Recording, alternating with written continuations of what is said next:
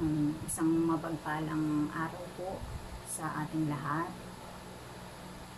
I hope na tayo pong lahat ngayon ay nasa mabuting kalagayan sapagkat ito po ang nais ng ating Panginoon na tayo ay patuloy na nakararanas ng kanyang kabutihan at kagandahang loob.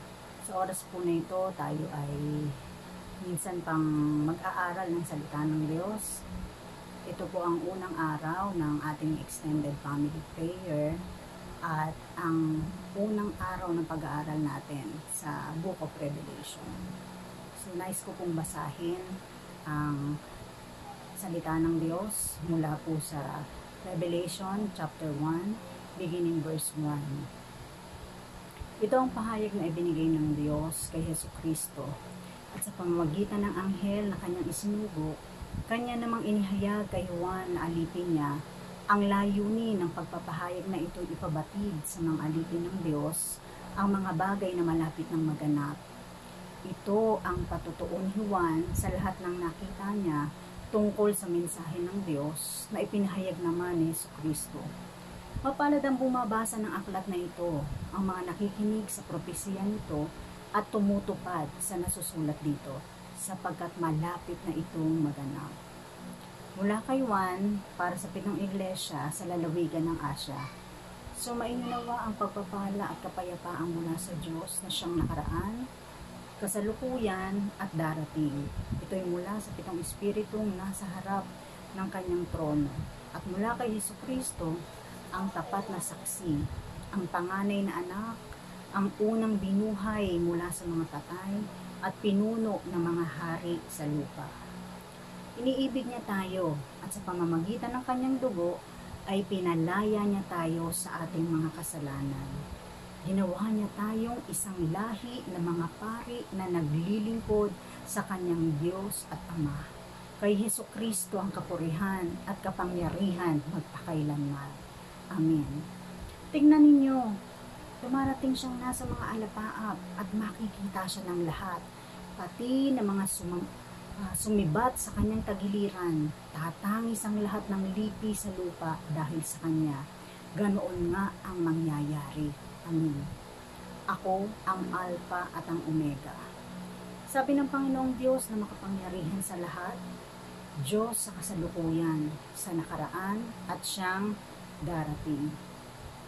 Ako'y si Juan, ang inyong kapatid at kasama sa kapighatian at pagtitiis na nararanasan ng mga kabilang sa kanyang kaharian dahil sa pakikipag-isa kay Jesus.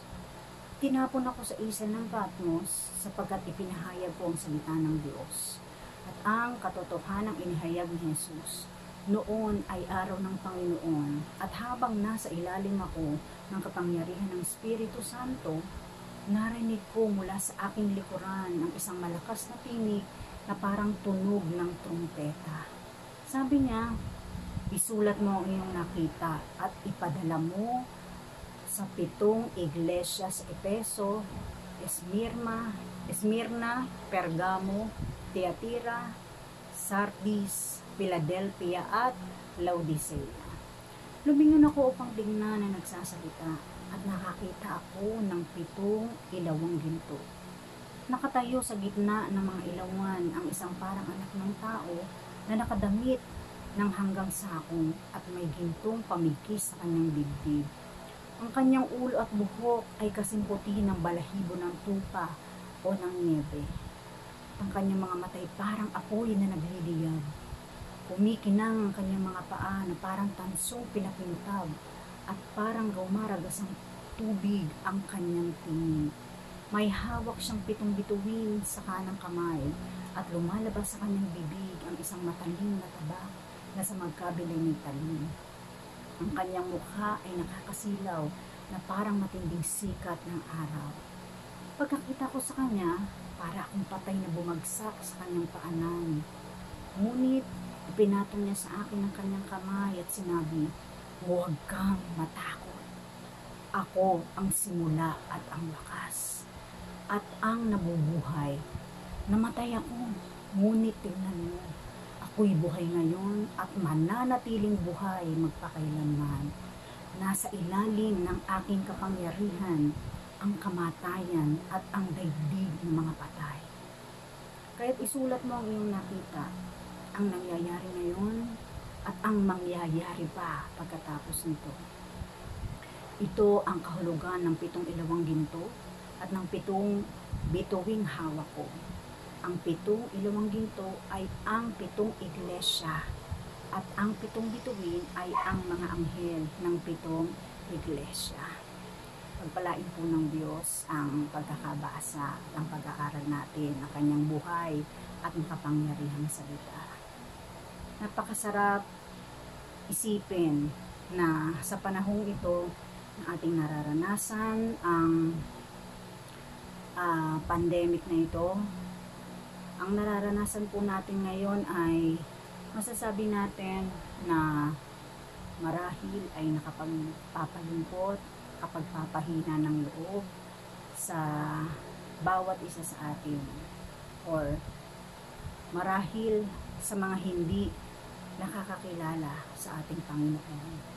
Ngunit para sa bawat isa na tumanggap at nakakilala sa ating Panginoon, alam kong tayo po ay mayroong pananampalataya at pagtitiwala sa ating Panginoon, na anuman ang ating nararanasan, ito po ay hindi nalilingid sa harapan ng ating Panginoon. Kaya naman sa oras na ito, tayo po ay naririto, nag-aaral ng salita ng Diyos. At ayon sa ating binasa dito sa Revelation chapter 1, sinasaad mula pa lang sa verse 1 na ang mga nasulat dito sa salita ng ating Panginoon ay ang magaganap. Nangangahulugang ito po ay hindi pa nangyayari. Ito po ay magaganap pa lamang. At ito'y ipinahayag ng Diyos sa pamamagitan ng isang anghel sa kay Apostol Juan. So dito, makikita natin ang kabuuan ng salita ng Diyos ay galing mismo sa ating Panginoon na kanyang ipinahayag sa pamamagitan ng kanyang lingkod. Ito ho ay salita ng Diyos na mula po sa testimony ng ating Panginoon Jesus. Ito'y salita ng Diyos na may kalakip na pangako. Kaya sa lahat ng nakikinig at nagbabasa, nag-aaral ng salita ng ating Panginoon, ito po ang kanyang pangako. Mapalad ang mga nagbabasa nito, mapalad ang nakikinig, at mapalad ang nagsasapuso nito.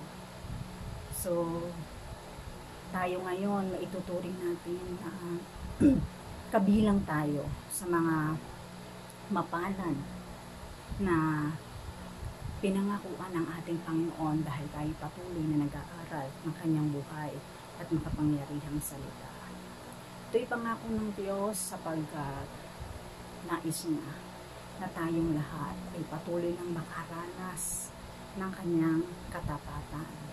Na kahit may mga nakaambang panganib, sakit, gutom sa paligid, pero dahil tayo mayroong Diyos, masasabi natin, ako ay mapalad. At napakaganda sapagkat, sabi ganon, sinasaad sa kabanatang ito ang mga katangian ng Diyos. Ano-ano po iyon? Sabi rito, He is the faithful witness. He is the firstborn. Siya ho ang panganay mula sa mga patay. He is the ruler of the kings of the earth who leads us. Siya ang ating leader. Siya ang ating tagapanguna. Has freed us from sins. Pinalaya niya tayo sa ating mga kasalanan. Who made us to be a kingdom and priest to serve God. Napakasarap isipin na sa panahon natin ngayon, mapalad tayo sapagkat tayo'y pinili ng Diyos para maging lingkod niya.